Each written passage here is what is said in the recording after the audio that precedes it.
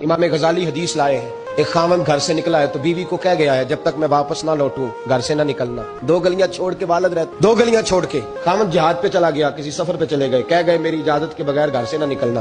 والد بیمار ہو گئے، خاتون حضور کی بارگاہ میں پیغام بھیجتی ہے، کہتی ہے یا رسول اللہ خاوند حکم دے گیا تھا گھر سے نہ نکلنا، والد بیمار ہے، کیا حکم ہے؟ نبی پاک نے فرمایا چاہے تو جا سکتی ہے اور خاوند کی اطاعت کرے گی تو اس کے لیے زیادہ بہتر ہو جائے گا۔ 2-4 دن کے بعد پھر پیغام بھیجتی ہے، کہتی ہے محبوبہ باپ شدید بیمار ہے، حکم کیا ہے؟ نبی پاک علیہ الصلوۃ والسلام نے فرمایا چاہے تو جا سکتی ہے، کیونکہ حضور شارع ہے نا، مختار ہے شرعی معاملات میں، کسی کو چاہے تو کسی چیز کی بھی اجازت عطا فرما سکتے ہیں۔ فرمایا میں اجازت دیتا ہوں جا سکتی ہے، پر خاوند کی اطاعت میں رہے گی تو اس کے لیے بہتر۔ عرض کرتی ہے حضور باپ انتقال کر گیا ہے، بیٹی ہوں کیا کروں، رہ نہیں سکتی۔ حضور نے فرمایا میں اجازت دیتا ہوں چلی جائے، پر خاوند کی فرما برداری کرے گی تو بہتر ہو جائے گا۔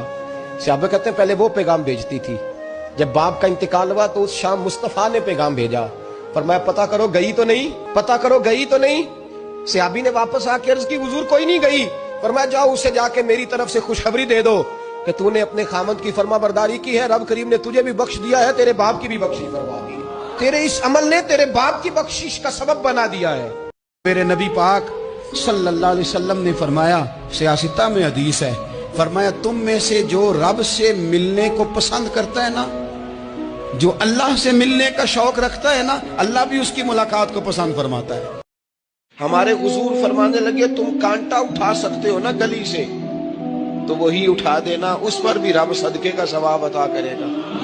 تو یہاں تو کانٹوں سے بھری ہوئی گلیاں ہیں، میرے نبی پاک نے تو فرمایا تھا کسی مومن کو بس خوش کر دینا، وہ چاہے لمحے کے لیے ہی ہو، اس کے دل میں راحت ڈال دینا، اسے تسلی دے دینا، روتے ہوئے آنکھیں آنسو پونچھ دینا، اس کو کہہ دینا میں تیرے ساتھ ہوں۔ فرمایا مومن کے دل میں تم نے خوشی داخل کر دی تو 60 سال نفل پڑھنے سے اللہ تمہیں زیادہ ثواب عطا کر دے گا۔ نبی پاک صلی اللہ تعالی علیہ وسلم نے فرمایا 5 چیزوں سے پہلے غنیمت جانو۔ حضور علیہ الصلوۃ والسلام فرمانے لگے ایک تو تم جوانی کو نہ بڑھاپا آنے سے پہلے غنیمت سمجھ لو۔